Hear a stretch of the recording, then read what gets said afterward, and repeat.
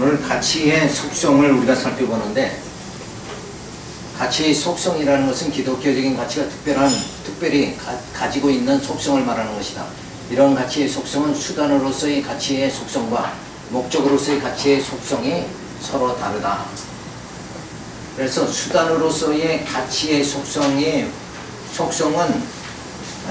우리가 몇 가지로 살펴볼 수가 있는데, 수단이라는 거, 요거는 조금 이렇게 바뀔 수가 있는 거예요.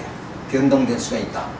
그러니까 뭐냐 하면, 우리의 그 표대, 목적은 보람을 입어가지고 하나님의 영광의 나라에 들어가는 거잖아요. 구원에 이르는 게 우리의 목표입니다. 근데 목표가 다 똑같죠. 근데 각 사람마다 하나님이 인도하신 과정은 우리가 서로 다 다르다 이거예요. 그죠? 그런 거나 마찬가지예요. 그러니까 다 똑같은 조건과 환경에서 살아가는 것이 아니고, 어떤 사람은 정말 부모가 없는 경우도 있고, 또 부유한 가정에서 편안하게 신앙생활에 아주 순탄하게 생활하는 사람이 있고, 그렇지 않으면은 참 여러가지 신앙생활에 어려움을 많이 당하는 사람도 있고. 자, 그래서 그런 여러가지 그 수단 내에서는 조금 변동이 될 수가 있어요. 그래서 수단으로서의 기독교 가치의 속성은 상대성과 유한성과 가변성이 있다. 내게는 귀하다고 생각하는 가치가 상대방에게는 그게 별로인 가치가 있고, 저 사람에게는 아무것도 아니지만 나는 진짜 이거 아니면 내 생명을 유지할 수 없는 정도다. 뭐 이렇게 서로가 가치관이 다를 수가 있다. 그리고 이 수단으로서의 가치관은 유한성이 있어요.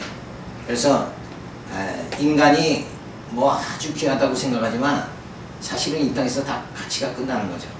그거에 영혼까지 이어지진 않는다. 그래서 영원한 가치관이 있고 이 시간 세계에서의 가치관이 있다. 그래서 또 가변성입니다. 뭔가 이렇게 내가 지금 현재는 가치 있다고 생각해도 나중에는 그 가치가 변하는 거예요. 그러니까 옛날에는 7세 부동석이라는 가치관이 있었지만 지금은 오히려 바뀌어버렸잖아요. 지금은 뭐 그렇게 따로따로 생활할 수가 없는 그런 시대가 돼 있지 않느냐. 그래서 그 가변성이 주어진다. 이걸 구체적으로 우리가 살펴보면, 상대성에 대해서는 상대성은 사물이 각각 독립적으로 존재하지 않고 다른 사물과 의존적인 관계를 지니고 있는 성질을 말한다.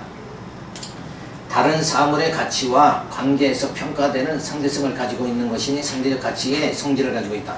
자기를 중심으로 했을 때의 가치관과 상대방의 입장에서의 가치관은 다름으로 상대적 가치성을 가지고 있는 것이다. 그러니까 당신은 왜 그렇게 신앙생활 합니까? 그러더라도 그 사람의 입장에서는 그럴 수밖에 없다. 이런 경우가 있는 거죠. 그래서 인자는 정한 대로 하지만 파는 자가 화가 있다. 그러니까 예수님의 가치성과 가룟 유다의 가치성이 다르죠. 가룟 유다가 생각할 적에는 가치가 어디에 비중을 두는 거예요? 돈에 비중을 많이 두었잖아요. 하나님 앞에서 행하는 것보다 뭐예요? 사람 앞에서 행하려면 돈이 더 귀중하다. 이런 가치관이 있으니까 선생을 뭐예요? 팔아버리는 거죠. 은삼십에 팔아버리는 그런 결과가 주어진다. 선생을 팔 때는 가룟 유다는 가치가 있기 때문에 그 행동을 한 거다. 근데 사실은 뭐예요? 예수님 편에서 봤을 적에는 그건 뭐 가장 뭐예요? 차라리 너는 태어나지 않았으면 좋을 뻔했다. 아주 가치가 극히 없는 것을 얘기한다. 또 과연 헤롯과 빌라도는 예수를 거스려 하나님의 뜻을 이루려고 예정하신 그것을 이루려고 이성에 모였나이다. 그러니까 헤롯과 빌라도의 가치관, 그건 뭐예요? 백성들의 그 요구를 들어주고 인기를 얻음으로 인해서 자기의 권자를 갖다 유지하는 거, 그게 가치가 있다고 생각했지만은 뭐예요? 결국은 예수님 편에 봤을 때 그거는 아주 가치가 없는 거예요. 헤롯과 빌라도와 예수의 가치관은 서로가 다른 것이다. 그런데 로마서 8장 28절에 보면 모든 것이 합력하여 선을 이룬다 하는 말씀이 하나님의 섭리입니다. 그러니까 가룟 유다가 예수를 십자가에 못 박는 거, 그 일을 가룟 유다가 안 했다 그러면 예수님 어떻게 십자가에 못 박혀 죽으시느냐 이거예요. 그러니까 인간 편에서는 아주 진짜 자기로서는 가치가 있다 이렇게 해도 하나님 편에서는 가치가 없는데, 그 가치 없는 일을 또 하게 하심으로 인해서 뭐예요? 하나님의 뜻을 이루신다. 빌라도가 예수를 십자가에 못 박게 내주죠. 그런데 그때 하는 말이, 손을 씻으면서 이 사람은 죄가 없다. 그러니까 예수의 뭐예요? 무죄성을 주장해 주잖아요. 그러니까 빌라도는 그 나름대로 뭐예요? 하나님이 쓰시는 도구가 되어졌다 라는 것을 우리가 생각할 수가 있는 거죠. 근데 우리가 정말 하나님 편에서 봤을 적에 악의 도구로 사용되는 것보다 뭐예요? 선한 도구로 사용이 되어져야죠. 그게 복입니다. 그게. 그죠? 똑같이 인생을 사는데, 이 땅에 와서 같이 인생을 사는데 하나님 앞에 거슬리면서 살아가면서 악의 도구로 살아가는 거고, 하나님의 선한 복음을 위해서 일하면서 선한 도구로 우리가 쓰임받는 거고는 전혀 다른 것이다. 근데 그 모두를 뭐예요? 그러니까 그런 모든 것을 하나님 편에서 봤을 적에는 다 유익하게 하나님께서 만드신다. 그러니까 이 세상에 악인이 없었으면 좋겠다 이렇게 보통 생각하잖아요. 근데 악인이 있어야 된다 이게. 그것도 하나님이 뭐예요? 필요해서 이 땅에 존재하게 하신 것이다. 그러니까 그런 데 대해서 마음을 뭐예요? 비워버려야 되는 거죠. 그런 가치관이라는 것은, 이거는 영원한 가치관은 아니다. 이 땅에서 제한적인 가치관이다. 이런 걸 우리가 생각할 수 있습니다. 그래서 기독교 가치관의 속성은 수단으로서의 가치의 속성입니다. 상대성이 주어지죠. 그래서 본인에게는 가치관의 차이가 상대방하고 주어지죠. 본인이 유익하다고 생각하는데, 유익하다고 생각하는 가치관이 뭐예요? 상대방에게는 상당히 손해가 되어지는 그런 가치관이다. 그래서 이거는, 이런 가치관 상대적이죠. 저 사람은 나한테 좋은데 저 사람한테 나쁘고, 저 사람한테 좋을 때 또 나는 나쁜 경우가 있다. 그래서 가룟 유다를 말하죠. 예수를 파는 거, 그건 본인에게는 유익한 거죠. 근데 예수님 편에 봤을 적에는 그건 가장 어리석은 겁니다. 그리고 예수님에게는 손해가 되는 거죠. 가룟 유다에게 유익이 되지만 주님에게는 손해가 되어진다. 이건 인간적인 이제 그 가치의 척도로 볼 수가 있는 거죠. 헤롯과 빌라도도 마찬가지죠. 그래서 그리스도에게는 유익한 것이 아니다. 이런 이제 상대적 가치관이 존재한다. 그래서 모든 것이 합력하여 이 선을 이루는 역사가 하나님 편에서 주어진다. 그러니까 하나님 앞에는 뭐예요? 빛과 어둠이 다 일반이다. 하나님은 어둠, 인간은 어둠이 좋지 않고 슬프고 우울하고, 그래 역사에도 어두운 역사보다는 밝은 역사가 좋은 거죠. 가정에서도 그렇잖아요. 큰 무리 없는 가정, 이런 가정이 고생하는 가정보다는, 근데 그 모든 것이 하나님 편에서는 요동함이 없는 거예요. 그죠? 근데 인간은 어둠을 싫어하고 빛을 좋아하고, 이 인간에게는 그 상대적인 것이다. 그래서 우리가 하나님 나라에 들어가면 이 땅에서의 모든 것들이 다 참 유익한 것이었다. 이렇게 우리가 지난날에 고생한 것도 하나의 뭐예요? 추억이 될 수가 있죠. 세월이 지나면. 그런 거 마찬가지로 하나님 앞에서는 모든 것이 합력하여 선을 이룬다. 따라서 하나님의 뜻대로 되지 않는 것 같지만 결국은 주님 뜻대로 되는 것은 작정대로 섭리하시기를 때문이니 내 뜻대로 되지 않는다고 원망하지 말고 성숙된 신앙인이 되어야 된다. 그러니까 내가 이 현실에서 어떤 어려움이 주어진다. 이런데 내 마음이 자꾸 불안해지고 우울해지고 이렇게 하지 않을 수 있는 건 뭐예요? 멀리 봐야 되는 거죠. 그러니까 하나님의 궁극적인 목표를 우리가 바라보고 오늘 주어지는 이 과정을 갖다가 이겨나갈 수 있는, 소화할 수 있는 능력이 주어져야 돼요. 그래서 우리가 늘 그리스도의 그 영광의 날, 예수님은 승리하죠. 마지막 승리하십니다. 모든 세상을 철장 권세를 다 무너뜨리고 결국 오직 마지막 승리하시는 분은 예수님 뿐이다. 그러니까 주님의 승리하는 나를 바라보고 오늘 나의 고통을 이길 수 있는 그 힘, 이게 주어져야 된다는 거예요. 그러니까 이런 째는 가치관이 어디를 보고 있는 거예요? 현실을 보는 게 아니라 궁극적인 그 승리의 날을 바라보잖아요. 그래서 마음을 그 요동하지 않게 이렇게 자꾸 만들어야 된다. 그래서 이 땅에서는 고난도 있고 형통함도 주어지잖아요. 그런 과정을 통해서 하나님은 나를 만들어 가시잖아요. 이 현실에 집착할 수밖에 없는 인간의 속성에서 점점 위의 것을 바라볼 수 있는 영적인 그 신앙 상태로 우리를 인도해 자꾸 나가신다. 그래서 내가 내 육체의 몸을 가지고 있지만, 사도 바울은 그러잖아요. 내가 몸 안에 있는지 몸 밖에 있었는지 그걸 자신이 알 수가 없었다. 이런 영적 생활이 우리에게 주어져야 되죠. 그래야 물질을 좀 초월할 수 있고 담대할 수 있고, 그게 영원하지 않다는 이런 것을, 물질은 영원하지 않다. 복음만이 영원하다. 하나님 말씀만이 영원하다. 그 영원한 것을 꽉 부여잡으면 보이는 물질에도 초연할 수 있는 마음이 주어지잖아요. 근데 그 영원한 것을 바라보지 못하면 이 세상에 육적으로 뭐예요? 물질이 없으면 죽는 거죠. 물질이 이게 생명입니다. 그래서 형제간에도 유성 가지고 막 칼부림할 수밖에 없는 거. 그게 가치관이 뭐예요? 영원한 가치관을 보는 거. 영원한 것을, 그 세계를 바라보는 것이 아니라 현실 세계만 바라보니까 이 현실 세계에서는 돈밖에 더 귀한 게 어딨냐 이거예요. 그래서 사람들은 다 권력을 쫓고 명예를 쫓고 부를 쫓는 것밖에 없다. 권력을 가진 자가 사업을 하더라도 뭐예요? 권력과 야합을 해야 뭔가 잘 되잖아요. 그렇지 않으면 권력에 얻어 터지고 결국 세금만 왕창 물고 그러다가 문 닫고. 우리 한국의 역사가 그런 역사가 엄청 많았잖아요. 그러니까 사람들은 거기에 막 집착을 한다. 근데 우리는 그거에 집착하는 것이 아니라 영원한 것을 바라보고 살지 않냐.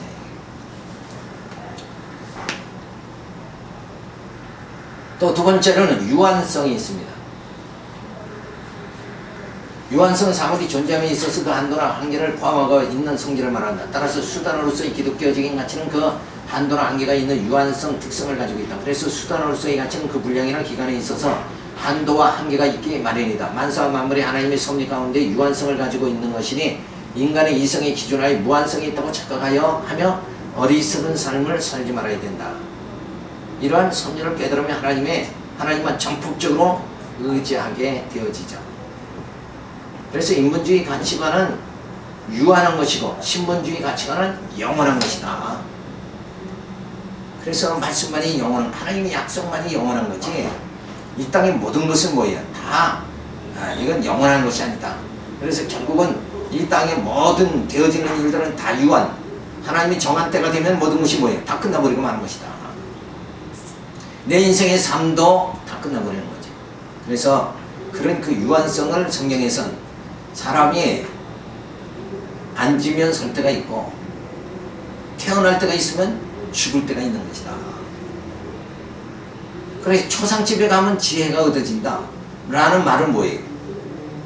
그냥 내가 천년 만년 살 것 같이 오고 그냥 악을 쓰고 살아갔다가 초상집에 가보면 야 이게 아닌데 끝을 보는 거예요.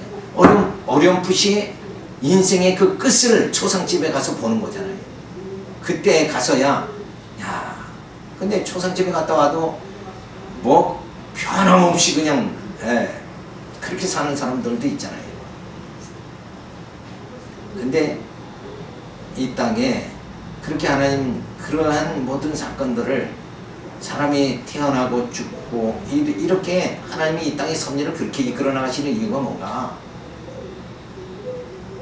인간의 유한성을 깨달아서 하나님만 의지하라는 거죠. 근데 그걸 보고 하나님 의지하는 게 아니라 야 인생 뭐 이렇게 살다 그냥 뭐 어차피 끝나는 거니까 먹고 마시고 즐기자. 이쪽으로 또 빠져버리는 거예요. 그러니까 깨닫지 못할 자는 어떤 일이 있어도 깨닫지 못하는 거예요. 아무리 대사건이 주어진다고 해도 깨닫지 못할 자, 불택자는 어차피 못 깨닫는 거다. 당연히 초상집에 가면 인간이 이렇게 유한한 존재구나. 그리고 인간이 유한하다고 생각하면 누구를 의지해야 돼? 영원하신 하나님을 의지해야 되지 않느냐. 인간만 바라보고, 유한한 인간만 바라보고 사는 것이 아니라 영원하신 그 하나님, 요 하나님을 바라봐야 되지 않느냐. 근데 인생은 여전히 원래 이렇게 살다 죽는 거야. 이래버리고 하나님을 의지할 생각을 전혀 안 한다. 그러니까 그런 모든 사건을 통해서 하나님을 향할 수 있다는 것은 뭐예요? 그게 진짜 복이죠. 그게.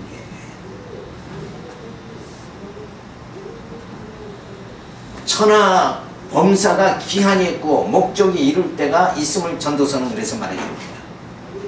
때가 되면 다 끝나는 거예요. 근데 그거를 내가 안 놓겠다고 그냥 어떤 분은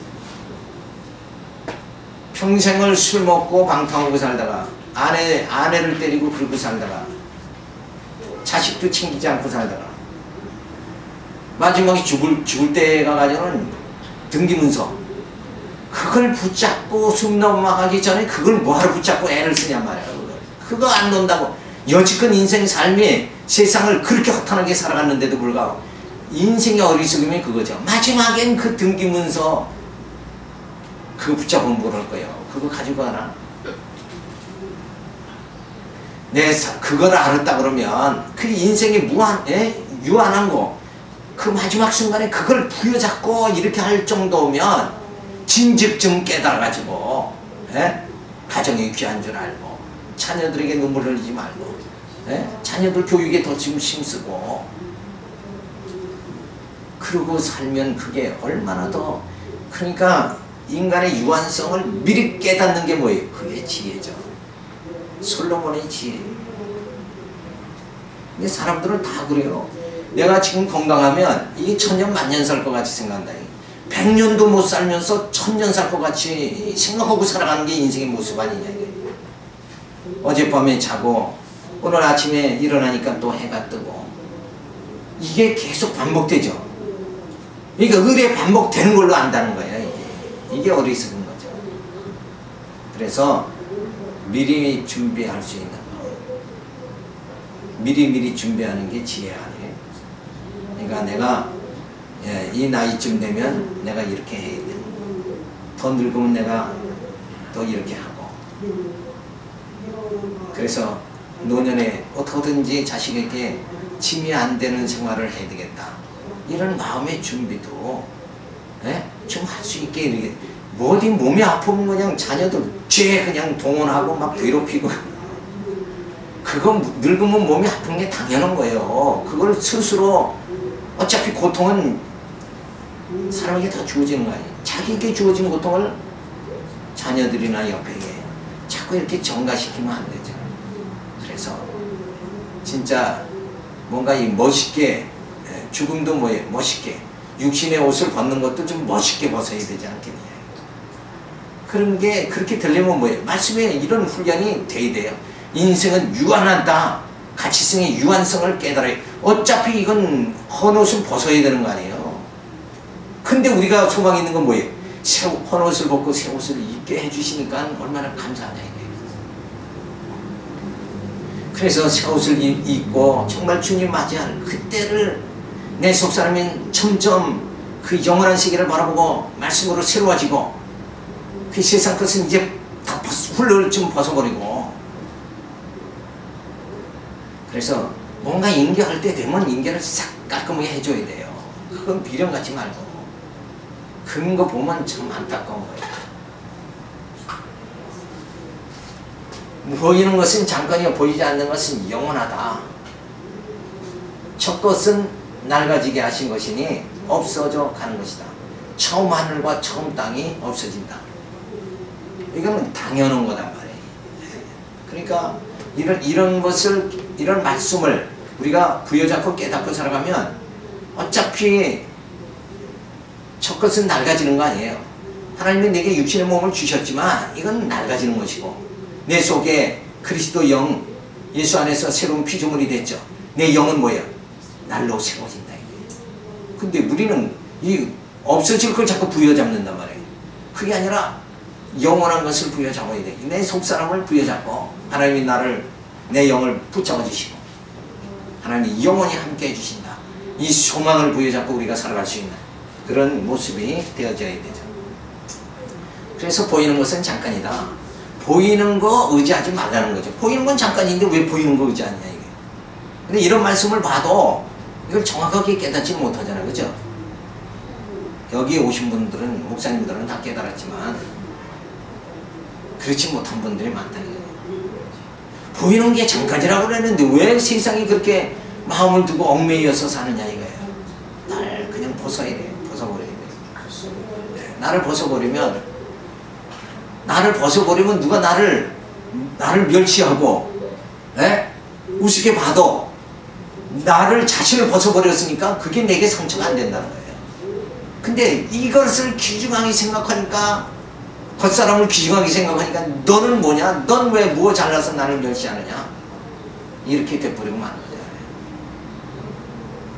그래서 누가 인사 안 하면 인사 안 하나 보다. 그러고 살면 되죠. 저 사람은 뭐 인사성이 없느니 뭐 어쩌느니 이렇게 할 필요 없어요.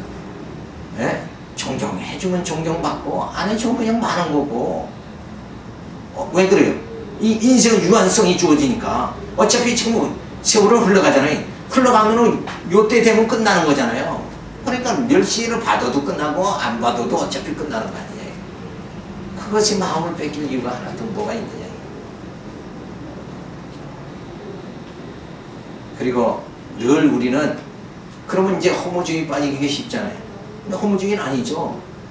나를 그렇게 내 인간의 유한성을 깨달으면서 뭐예요?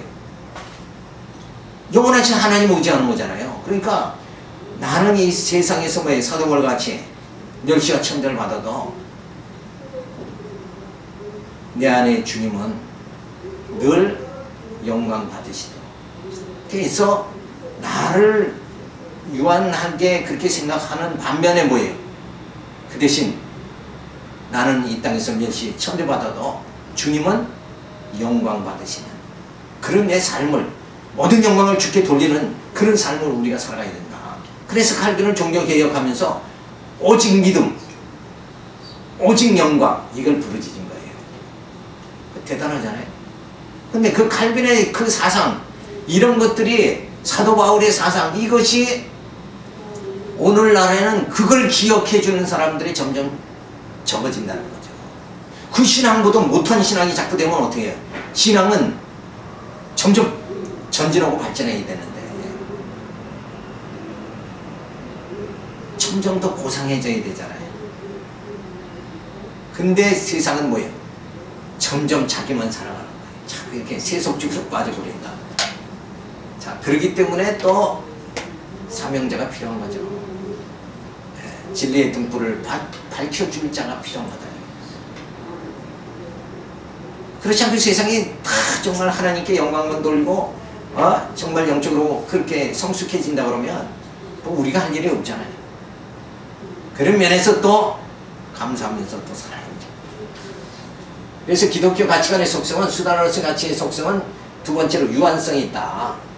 인간이 할머니 가치가 있다고 해도 그건 뭐예요? 세상에서는 유한성이 주어진다. 그래서 전도서에 헛되도다. 해 아래서 하는 일이 유한하다 하는 얘기죠. 자, 그래서 유한과 무한 이 가치관의 그 차이가 주어지는데 인본주의 가치관은 뭐예요? 유한하죠. 근데 신분주의 가치관은 영원한 것이다. 왜? 하나님은 영원하신 분이니까. 그래서 이게 이렇게 상대적인 유한성, 기독교의 가치관의 속성에서 유한성의 관계가 주어질 때는 뭐예요? 상대적일 수밖에 없는 거다. 그래서 보이는 것은 잠깐이고 보이지 않는 것은 영원하다. 겉사람은 쇠하여지지만 속사람은 뭐예요? 새로워진다. 그런데 우리가 이걸 착각하고 살 때가 많다. 내가 천년 만년 살 것 같이 생각하는 것은 벌써 뭐예요? 착각한 거죠. 육신은 쇠해진다는 것에 이거를 염두에 안 두고 살아가는 거예요. 내가 지금 현재 건강하니까 어떻게 내가 병들 수 있을까? 그 생각은, 병든다는 생각은 안 한다. 어떤 사람이 그래요. 왜 가난하게 사냐? 아, 누군 뭐 가난하게 살고 싶어, 가난하게 살고. 그게 인간의 유한성이잖아요. 내가 원한다고 해서 원하는 대로 되지 않는 거잖아요. 다 사장 되고 싶죠. 다 높은 사람 되고 싶잖아요. 그런데 실상은 뭐예요? 그렇게 안 되는 게 현실 아니냐. 근데 세상에서는 다 그게 마음대로 안 돼요. 유한성이 주어지지만 하나님께서는 어때요? 하나님의 택한 자를 정말 그리스도 날에 뭐예요? 영광, 칭찬과 영광과 존경을 받게 해주시는 거예요. 하나님은 우리를 높여주신다. 택한 자의 생명을 천하보다 귀하게, 한 생명을 천하보다 귀하게 하나님은 여겨주신다. 이런 것 생각할 적에 세상에서는 뭐 가치가 없지만 하나님 앞에서는 뭐예요? 진짜 하나님은 눈동자같이 그렇게 사랑해 주신다. 하나님 앞에서는 가치가 있는 거예요. 그렇죠? 영적으로는 가치가 있는데 육신적으로는 가치가 없는 거다. 이렇게 우리가 봐야 되죠. 그래서 가치가 유한, 무한한가를 우리가 늘 분별할 수 있어야 된다. 따라서 천년 만년 살 것 같은 인간 이성의 착각은 어리석은 생활로 무감각에 빠져서 영원한 가치성을 추구하지 못하는 어리석음을 범한다. 이게 무감각해진다는 건 뭐 영적으로 감각이 없는 거죠. 영적으로 바라봐야 돼. 오늘의 현실을 영적으로 직시할 수 있어야 된다. 이게. 내 육체의 모습을 영적으로 직시할 수 있어야 된다. 그래서 그런 직시를 한 사도 바로 뭐예요? 내 몸에 예수 그리스도의 흔적을 남기노라. 내 생명이 지금 남아있는 그 순간까지 내 몸에 예수 그리스도의 흔적, 주를 위해서 고난받고 복음을 위해서 고난받는 이 흔적을 더 남기고, 그리고 육체는 그렇게 흔적, 상처 투성이를 남는다 할지라도 사도 바울의 속사람은 뭐예요? 날로 새로워져서 그 하나님의 영광을 받는 영광의 직분을 수행할 수 있는 자가 되어졌지 않느냐. 그래서 내가 그리스도의 종이 된 거, 이건 영광의 직분이다. 근데 육체적으로 뭐예요? 예수의 직분, 주님으로부터 직분을 받아 난서부터 다메섹에서 예수를 만난 다음에 복음의 이방인의 사도가 된 그날서부터는 육체는 어떻게 됐어요? 상처투성이가 되는 거죠. 고난에 고난, 이루 말할 수 없는 40의 매를, 하나 감한 매를 내가 두 차례나 그렇게 매를 맞았다. 그러니까 영광, 속사람으로 볼 때는 정말 영적으로 봤을 때는 영광의 직분인데, 육체는 뭐예요? 육체로서는 고난이 말할 수 없는 거죠. 그래도 우리는 뭐예요? 그게 소망이죠. 왜? 겉사람은 유한해서 어차피 무너질 거니까, 속사람은 영원하니까, 영원한 우리의 속사람이 영광의 직분을 가졌다는데 여기에 감격이 주어진 거예요. 그래서 이런 말씀을 우리가 깨달아야, 야, 내가 이 땅에 와서 그저 이름 없이 김한무기로 와서 이렇게 살다 그냥 마는구나. 그래서 요즘 가을이죠. 가을에 찬바람이 휙휙 불고, 그러니까 뭔가 무슨 생각이 들어요? 좀 쓸쓸한 생각이 들잖아요. 그렇죠? 가을에 절기를 제대로 느끼는 거죠. 낙엽이 떨어지고, 육신적으로는 좀 쓸쓸함이 주어진다고 할지라도 내 속사람 뭐예요? 날로 소망이 넘치는 거죠.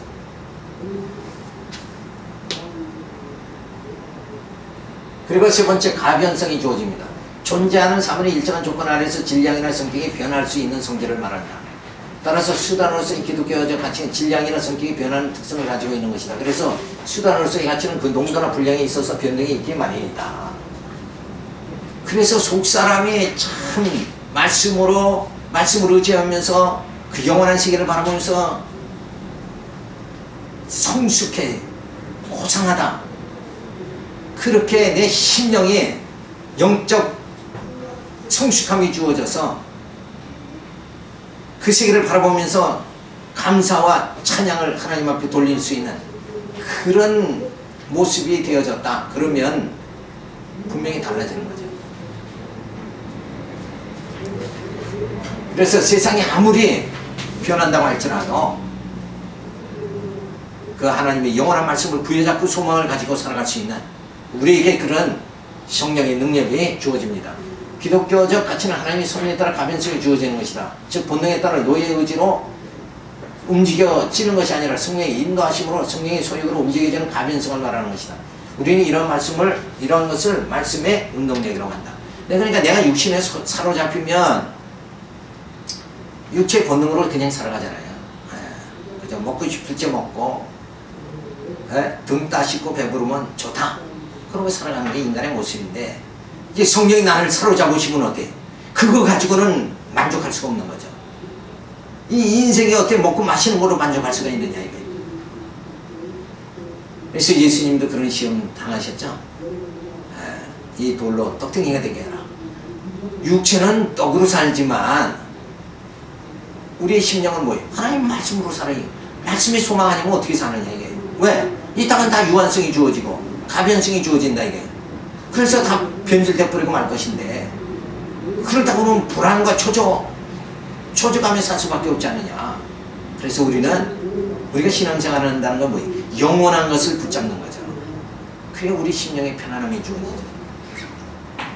그래서 성령에 관한 가변성에는 영적 진보성이 주어지는 것이다. 신앙이 미숙했을 때 가치롭게 생각하던 것이 신앙이 성숙해지면 가치관이 고상하게 되므로 가변성이 주어진다. 그러니까 내가 미숙할 때의 가치관하고 내가 영적으로 점점 신앙이 들어서 성숙해질 때의 하고 가치관은 달라지는 것이다.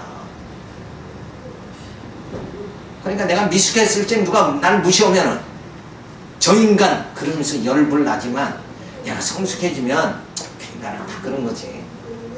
나도 전에는 저런 모습으로 나도 저렇게 육성으로 살아갔으니까 이 땅에 있는 가치관이 최고인 줄 알고 나도 살아갈 때는 나도 저렇게 열받을 때가 많았다. 그런데 말씀을 깨닫고 영원한 그 세계를 바라보니까 이 땅에 있는 것이 그것이 그렇게 뭐 대단하게 목숨 걸 만큼 대단한 것이 아무것도 없더라. 그러니까 가난해도 부해도 그냥 족한 줄 아는 그 비밀을 사도 바울은 깨달았다고 그러잖아요.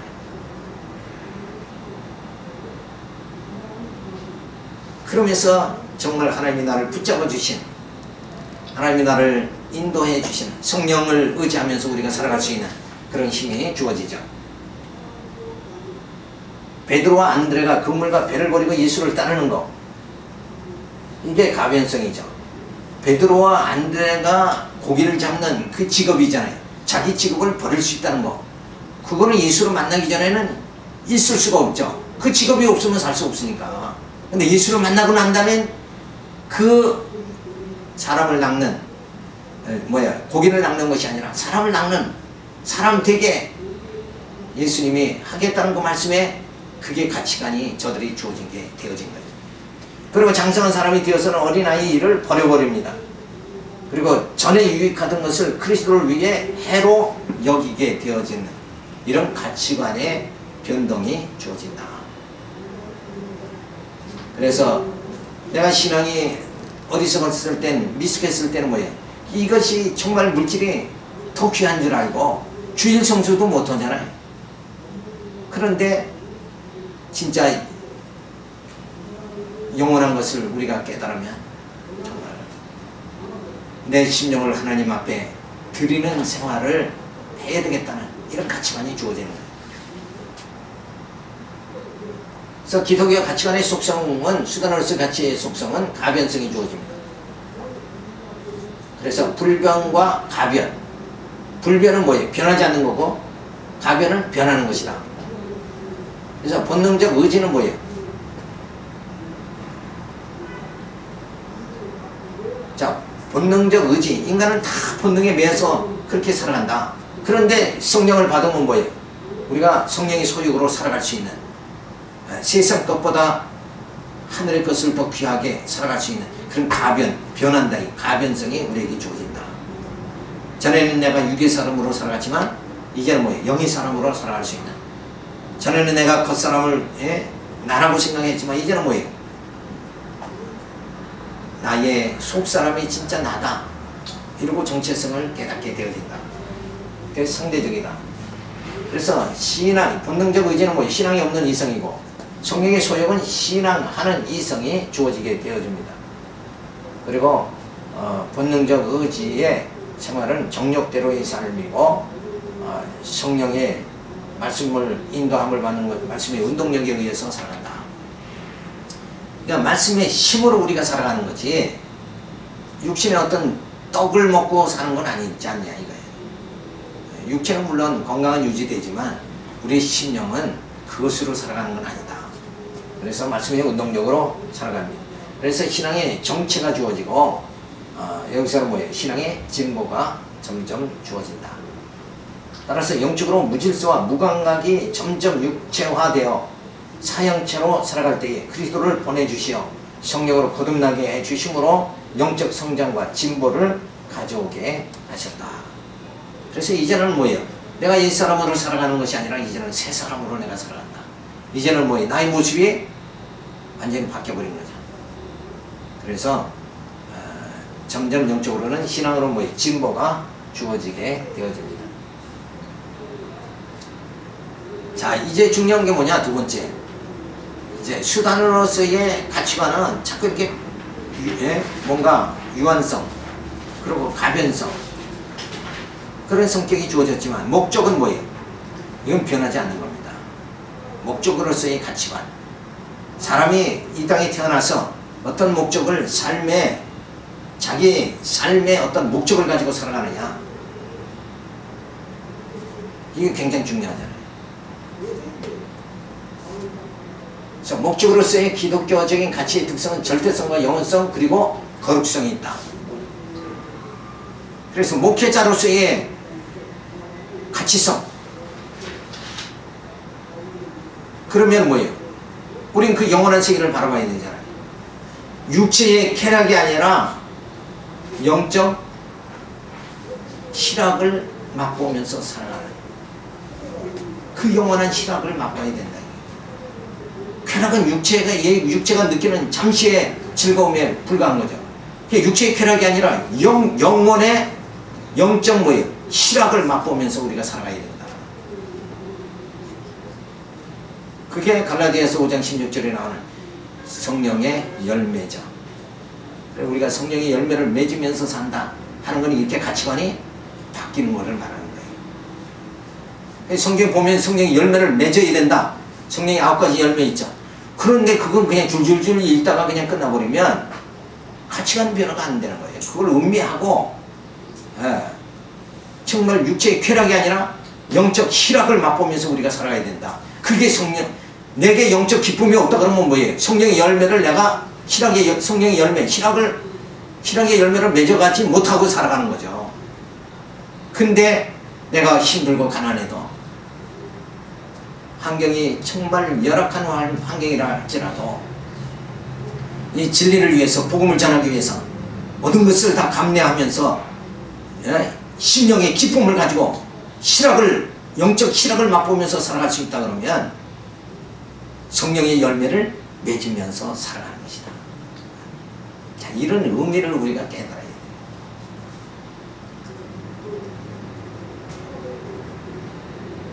자, 그래서 그 세계를 바라보면서 이렇게 살아가야 되는데 그걸 못하니까 목사가 어느 전 암개 목사가 지난번에 그 교회가 되게 커요. 텔레비에 나왔죠. 그런데 성추행 사건이 주어진 거예요. 어린 학생을 몇백 명을 목회하는 담임 목사가 30대 연생이네. 난 구체적으로 잘 모르겠네. 그러니 그거 생각해봐요. 목사님 그거 생각해봐요. 지금 가치관이 어디가 있는 거예요? 그 목사님의? 여기 있잖아요. 땅에 있잖아 지금. 육체의 쾌락. 육체의 그 쾌락을 맛보려고 그 어리석은 짓을 한 거잖아요. 근데 실장 목회자는 어떤 가치관을 가지고 살아가야 되느냐? 진짜 영적 희락을 맛보면서 그 세계를 바라보면서 우리가 살아가야 되지 않냐 이거예요. 그러니까 가치관이 그 목사님이 있는 거예요, 없는 거예요? 가치관이 바로 정립이 안 된 거라 이거예요. 오늘 제가 강의하는 게 그게 안타까워서 강의를 하는 거잖아요. 왜 기독교인의 가치관이 제대로 서 있지 않느냐 이거예요. 왜 기독교인의 가치관이 전부 다 현세적이냐 이거예요. 예수 믿으면 이 땅에서 그냥 복받고 잘 되는 거, 이 가치관, 현실적인 가치관만 가지고 살아가는 거예요. 우리의 신앙과는 현실적 가치관이 아니잖아요. 이렇게 우리가 앉아서 조근조근 따지면 여기에 반박할 분은 없죠. 아, 난 그게 아니야. 그 앞에서 잘못 가르치는 거야. 나는 이 땅의 가치관이 더 귀해. 그러면 예수님이 내가 너 있을 곳을 예비하겠다. 그 영원한 신령한 나라를 우리에게 주신다고. 그렇게 그리고 또 정말 그 세계를 요한계시록에 엄연히 그 목사님은 요한계시록 안 가르쳤나? 요한계시록에 엄연히 하늘의 그 세계를 말해주고 있잖아요. 우리의 장차 될 일을 갖다가 말해주고 있잖아요. 이 현실에 안주하는 것이 아니라 현실의 육체의 쾌락을 쫓지 말고 이제는 그 요한계시록 장차 될 일, 하늘과 새 땅이 내려오도다. 그 세계로 우리가 들어갈 마음의 준비를 해야 되지 않냐. 근데 우리가 거긴 생각 안 하고 깨끗하게 봐야 50 먹은 사람은 한 20년만 내다보고 살고, 이게 인생의 어리석음이라 이거예요. 20년 30년 내다봐서 안 돼. 기독교는 주님 승리하는 그날, 하늘과 새 땅이 내려오는 그날까지 바라보고 살아가야 되잖아요. 그러니까 시간에 매이지 말고 영원한 개념으로 우리가 살아가야 된다. 그게 영적 가치관이잖아요. 영적 개념을 가지고 살아가야 돼. 아니, 시간적 개념을 가지고만 살아가니까 그런 엉뚱한 짓 한다 이거예요. 어떻게 목사가 가치관이 그거밖에 안 되느냐 이거예요. 그 밑에 성도들은 어떻게 가치관이 전부 다 현세적인 가치관 가지고 이 땅에서 예수 믿으면 사업이 잘 되고 뭐 이것만 생각하고 맨날 말 듣고 살아갈 거 아니냐. 이 땅에서 잘 되는 건 사업을 해도 이 땅에서 잘 되잖아요. 그죠? 머리가 좀 좋으면 좋은 대학 나오면 이 땅에서 잘 살아요. 그걸 추구하는 것이 아니라 우리의 심령의 기쁨이 주어져야 되지 않냐. 영원한 그 희락을 맛보면서 성령을 열매를 맺으면서 살아갈 수 있는, 우리는 모두가, 우리 목사님들 그걸 바라보고 살잖아요. 지금. 이 가치관에서 흔들리면 안 됩니다. 이걸 굳게 세워나가야 된다. 우리의 믿음도 그 그리스도의 터 위에 굳게 세워져야 된다. 그래서 절대성이 주어집니다. 여기서의 절대성이란 상대성이 반대 개념이 아니라 주관과 객관 그리고 상대를 초월한 성질을 말한다. 그러니까 이 땅에서 시간 개념 하에서의 존재 이런 상태가 아니고 영원한 세계에서의 존재를 말한다. 이 땅에서의 존재 개념하고 시간 세계에서의 존재 개념하고 영원 세계에서의 존재 개념은 전혀 다른 거예요. 시간 세계에서는 있었다 없을 수도 있지만 영원 세계에 있어의 존재는 뭐예요? 그건 영원한 거잖아요. 영원. 불변이고 변질이 없는 것이다. 따라서 목적으로서 기독교 가치는 주관적인 것이나 객관적인 것 또는 상대적인 것에 의해 아무런 영향을 받지 아니하는 절대적인 가치의 특성을 가지고 있다. 하나님의 뜻만이 절대적이고 영원한 것이니 피조물은 하나님의 절대 의지에 순종해야 하는 것이다. 하나님의 뜻은 목적의 분명함을 절대적 가치성이 주어지는 것이다. 하나님이 가르치되 빛이 있으라 하심에 빛이 있었고 그 빛이 하나님 보시기에 좋았더라. 하나님의 그 뜻, 하나님의 작정, 하나님의 섭리, 이거는 영원한 것이다. 그래서 선악을 알게 하는 나무의 실과를 먹지 말라고 명하십니다. 생육하고 번성하여 땅이 충만하라. 땅을 정복하라. 바다의 고기와 공중의 새와 땅에 움직이는 모든 생물을 다스리라 하십니다. 이런 하나님의 말씀은 뭐예요? 이건 영원한 거죠. 그래서 이 하나님의 말씀대로 뭐예요? 아담에게 생육하고 번성하라, 땅이 충만하라, 땅을 정복하라, 바다의 고기와 공중의 새와 땅에 움직이는 모든 생물을 다스리라.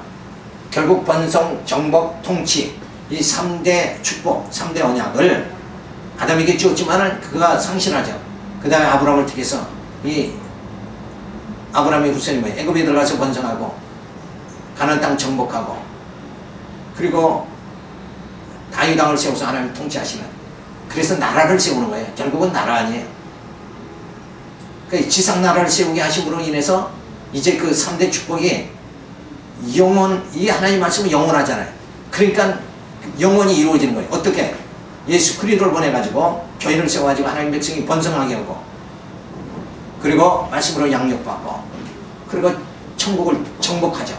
그리고 그 나라에서 누구 통치받아요? 만왕왕 대신 예수 그리스도의 통치를 받지 않느냐. 그래서 이스라엘 백성을 통해서 지상 나라를 이루게 하는 것도 하나님의 능력으로, 또 그렇게 모형과 그림자를 보여주고 나서 예수 그리스도를 통해서 영원한 하나님의 나라, 그 나라에 들어가서 우리가 살게 그렇게 하나님 축복해 주시는 역사가 주어지는, 이게 하나님의 역사입니다. 이 땅의 역사가 그렇게 이루어지는 거예요. 그런데도 불구하고 우리는 이걸 바라보지 못한다. 그래서 그저 이 땅에서 막 시기하고 질투하고 육신 정욕으로 살아갈 수밖에 없는 거예요. 자, 요까지만 우리가 다음 시간에 살펴보도록 하겠습니다. 하나님 감사를 드립니다. 늘 가치관이 그저 환경에 따라 변하지 않도록 고난이 주어진다고 할지라도 하나님 말씀이 영원한 그 가치관을 붙잡고 살아갈 수 있도록 인도하여 주시옵소서. 그래서 하나님이 주신 사명, 이것이 얼마나 귀한 것인가. 때로 목회가 힘들고 어렵다고 할지라도, 외롭다 할지라도 영원한 것을 부여잡았고 그것을 위해서 사명을 받았사오니 우리의 가치관이 변질되지 않도록 하나님 붙잡아 주시고 인도하여 주시옵소서. 그래서 생명이 다하는 날까지 마음이 흔들리지 않게 만들어 주시고 그 영원한 것을 부여잡은 대로 하나님 앞에 나아갈 수 있도록 인도하여 주시옵소서. 그래서 사도바울과 같이 내가 달려갈 길을 다 갔다 하는 신앙의 고백이 우리에게도 주어질 수 있도록 역사하여 주시옵소서. 믿사고 예수님 이름으로 기도드렸습니다. 아멘. 수고하셨습니다.